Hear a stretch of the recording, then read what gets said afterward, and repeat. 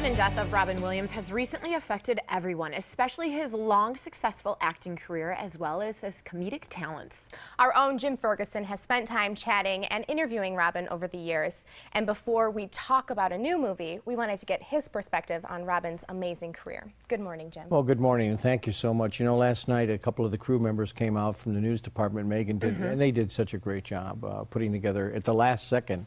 I'd been out working outside. You're like, Jim. Yeah, but a chance to, you know, even though it was such a sad occasion, to talk about the wonderful years I've spent with Robin Williams was, I enjoyed it. And how many interviews have you done with him? I couldn't believe it. I think on the news last night I said, oh, about 10, you know, but I counted. I went through his whole film biography 21 times. 21 times. That's a lot of interviews with Robin, you know. Wow. You know. What are some of your most fondest memories of Robin? Well, fondest memories is he would always, Jim, how do you want me to be today?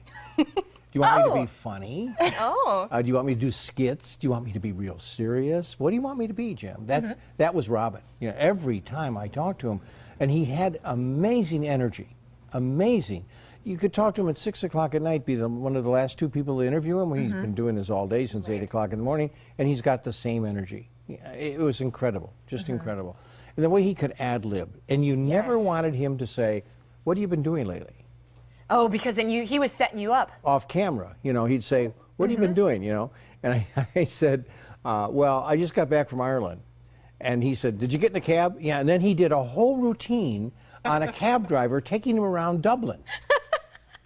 I mean, He could just go on. And he has the camera crew and everybody just rolling over, you know, and it's all ad-lib and so quick, and God, I'm going to miss him. Oh, I think everyone's going to. Yeah, I do too. I do too. So talented. Oh, yes. So 63. So young. So young, a wonderful wife and a family, and that's, you know, it's depression is a serious illness. It is. Yeah. Absolutely. Yeah. Absolutely. And he was a professionally trained artist in Juilliard, so, you know, he was. I know his movies have affected me. I'm really saddened by this whole thing. So I can't imagine. You know, I never met him in person. You got, you know, 21. Yeah, I'm really sad that one day he had a relative here. I want to say an aunt, but I'm not certain, or a sister. But he did have relatives here in Tucson. And I missed it by about a day. He came to Laughs Comedy Club, and he asked the manager if he could test some new material. And of course, Robin Williams, you know, there were like 10 people in the whole club. It was a Monday night. Yeah. So he says, I'll give you a drink, you know. Right. And Robin went up and did almost 2 hours of shtick, you know.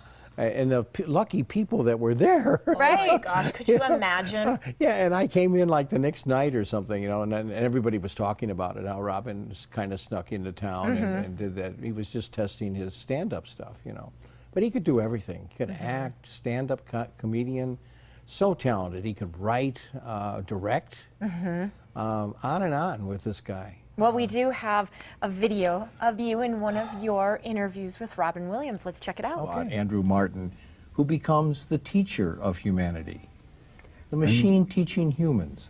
That's what Asimov did, basically. He had the idea of robots being these very humane creatures. Even given the fact that they have, you know, 3 commandments in the laws of robotics that they have to obey because it's in their programming. It'd be as if, you know, humans were forced to obey the 10 commandments or could not violate them. And we'd have no president. But, you know, I didn't believe that was a violation. It was just a momentary, as we said, a little head of state. A bad chip. A bad chip. It was just, you know, bad things happen. About, you know. All right, well, rest in peace, Robin Williams. He has influenced so many of us, but we do have to move on, unfortunately, because we do have some great movies that are coming out. Where did the time go? I know, honestly. Robin would say, stop, I'm just going to keep going. Right, we could talk about him all day long. Yeah, we can, yeah. But we got to get to Sin City. Jessica Alba, how was it? Oh, Jessica Alba, she plays a burlesque. I said a stripper, and she corrected me. She said, no, Jim, I'm a burlesque dancer. There's a big difference, Huge she says, difference, you know, Jim. in Sin City. And of course, she lost the love of her life, Bruce Willis, who committed suicide to save her. That was in the 2005 original. And now this is supposed to be 4 years later, and it's back, and it's bigger and better. Robert Rodriguez directed it, Frank Miller, one of the writers, and we're going to have them on later too sometime. But no, I loved it. I love that noir, you know, crazy stuff, black and white, color. And Jessica is so beautiful. And I have an interview with her. You do. Let's check it out. What is your character, Nancy's last dance? It's her last dance. She goes from being this kind of victim of circumstance, and she's sad and she's depressed, and she's sort of, she has so much anger and rage and hurt. And you could see her kind of getting swallowed up by Sin City, but instead she takes her life into her own hands, and she becomes this like powerful warrior, and she avenges her love's death. So it's revenge, too, against the Senator Rourke, the mean Senator Rourke, Powers Booth. And she's in mourning a little bit, too, right? Absolutely, yeah. For Bruce. I thought you danced so beautifully. Oh, thank you. Did you create your own dances as the stripper in this wild Yeah, I you know, the strippers in Frank's world, they're more like burlesque, you know, dancing, and there's a lot of role playing and props. Yeah. It's different than, you know, what, you know, a typical kind of strip club. Right. Yeah, I had a lot of freedom. They allowed me to pretty much do whatever I wanted to. So I worked with a choreographer, and we came up with these dances that sort of showed the emotional state of where Nancy was at, because I'm throughout the story until you see her last dance, and then that last dance is just really angry, raunchy, crazy, ridiculous. And both of the movies that we're talking about today actually open up next week, and we'll have the big stars. Like Jim Caviezel will be on for When the Game Stands Tall with Michael Chiklis together. They're the coaches. When the Game Stands Tall, I loved it. True story, De La Salle High School in Oakland, 151 straight wins. And we have two of the young men, Alexander Ludwig and Sir Darius Blain, who play the players. They're two young actors. You've seen them in the Hunger Games and a lot of stuff, you know. But here they are. Alexander, your character, Chris Ryan, he's fictional, am I right? Yes, he is.